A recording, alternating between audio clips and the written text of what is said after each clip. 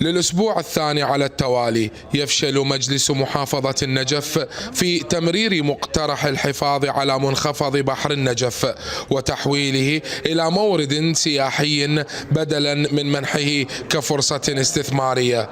صاحب المقترح أكد أن الجلسة الأخيرة عقدت بشكل سري بسبب ما وصفه بعجز الأعضاء عن مواجهة الرأي العام، مشيرا إلى أن المساحة الحقيقية للبحر تصل إلى 40,000 دونم، في حين يحاول بعضهم حصرها ب18,000 فقط. تصميمية 18,500.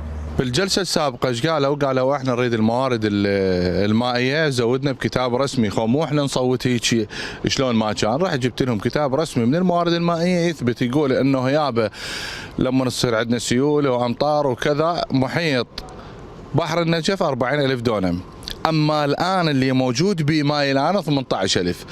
فالاخوان ايش قالوا؟ قالوا احنا نصوت على 18,000. طيب اذا انت تريد تصوت على 18,000 معناها انت اخذت نص البحر.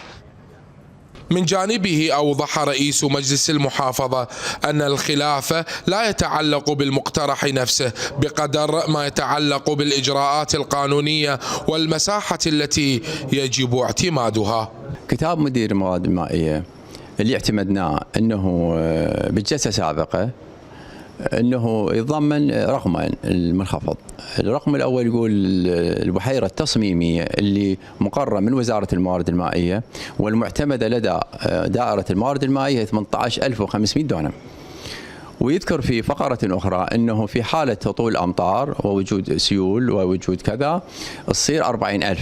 ويذكر أنه من ضمن ال 40,000 هناك عقود زراعية وحقوق تصرفية للمواطنين. لكن الإشكال صار على المساحة، هل 18,000 نصوت عليها أم 40,000؟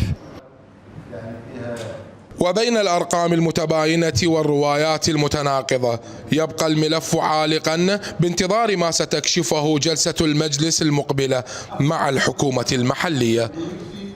ملف بحر النجف ما زال مثيرا للحيرة والجدل بين من يراه ضحية لجفاف طبيعي ومن يؤكد أنه جفف عمدا لإحالته إلى الاستثمار، فيما يواصل الأهالي منذ أكثر من 10 أيام مطالبتهم بموقف واضح من الحكومة المحلية. من النجف حسام الكعبي، UTV.